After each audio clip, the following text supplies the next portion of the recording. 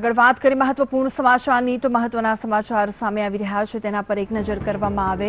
કચ્છમાં બે યુવતીઓના અપહરણનો જે વિરોધ છે તેને લઈને અપહરણના વિરોધમાં અંજાર બંધનું એલાન જાહેર કરવામાં આવ્યું છે। મહત્વપૂર્ણ બાબત આહિર સમાજ દ્વારા અંજાર બંધનું એલાન આપવામાં આવ્યું છે। મહત્વપૂર્ણ બાબત હાલ સામે આવી રહી છે। આપ જે દ્રશ્યો જોઈ રહ્યા છો, જે રીતે માહોલ સર્જાયો છે, બંધના એલાનમાં અન્ય હિન્દુ સંગઠનો પણ જોડાયા છે। સમગ્ર અંજાર પોલીસ છાવણીમાં ફેરવાઈ ગયું છે। ઉલ્લેખનીય છે કે બે યુવતીઓનું અપહરણ કરવામાં આવ્યું અને તે અપહરણના વિરોધ કરવામાં આવી રહ્યો છે। પોલીસ દ્વારા ટીયર ગેસના સેલ પણ છોડવામાં આવ્યા છે। કચ્છમાં જે બે યુવતીના અપહરણના મામલો છે તેમાં વિરોધ દર્શાવવામાં આવી રહ્યો છે। અંજાર બંધનું એલાન જાહેર કરવામાં આવ્યું છે। અપહરણના વિરોધમાં બંધનું એલાન જાહેર કરવામાં આવ્યું છે। આહિર સમાજ દ્વારા અંજાર બંધનું એલાન જાહેર કરવામાં આવ્યું છે। અંજારમાં તંગદિલીનો માહોલ સર્જાયો છે। આપ જે દ્રશ્યો જોઈ શકો છો, બંધના એલાનમાં અન્ય હિન્દુ સંગઠનો પણ જોડાયા છે।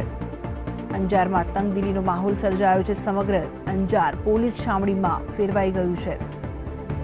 દેખાવ કરતા ટોળા પર પોલીસે લાઠીચાર્જ કર્યો છે। ટીયર ગેસ પણ છોડ્યા છે। પોલીસ દ્વારા ટીયર ગેસના સેલ પણ છોડવામાં આવ્યા છે। કચ્છની ઘટના, બે યુવતીઓનું અપહરણ થયું હતું અને અપહરણના વિરોધના મામલે અંજાર બંધનું એલાન જાહેર કરવામાં આવ્યું અને અંજારમાં જે રીતે તંગદિલી ભર્યું વાતાવરણ સર્જાયું છે, પોલીસે લાઠીચાર્જ પણ કર્યો છે। આપ જે દ્રશ્યોમાં જોઈ શકો છો, કચ્છનો બનાવ, બે યુવતીનું અપહરણ કરવામાં આવ્યું હતું અને અપહરણ વિરોધમાં જે રીતે અંજાર બંધનું એલાન જાહેર કરવામાં આવ્યું, અંજારમાં તંગદિલી જેવો માહોલ સર્જાયો છે। આ અંગે વધુ વિગત સાથે જોડી ગયા છે અમારા સંવાદદાતા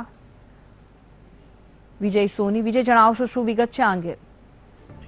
ભૂમિ, અંજાર શહેરમાં વહેલી સવારથી જ સજ્જડ બંધ વચ્ચે ભારેલા અગ્નિ જેવી સ્થિતિ હતી, જે હાલમાં જ વણસી છે।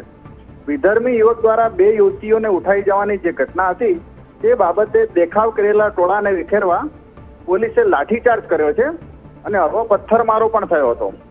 પોલીસે પરિસ્થિતિ ન વરસે અને ટોળું વિખેરાઈ જાય તે માટે ટીયર ગેસના સેલ હમણાં છોડ્યા છે। હાલમાં તમને કહું તો શહેરમાં વાતાવરણ તંગ બનેલું સ્પષ્ટપણે નજરે પડે છે। અંજાર બંધને સજ્જડ પ્રતિસાદ સાંપડતા શહેરના વિવિધ વિસ્તારોમાં નાના મોટા ટોળા ઉગ્ર મિજાજમાં સ્પષ્ટપણે જોઈ શકાય છે।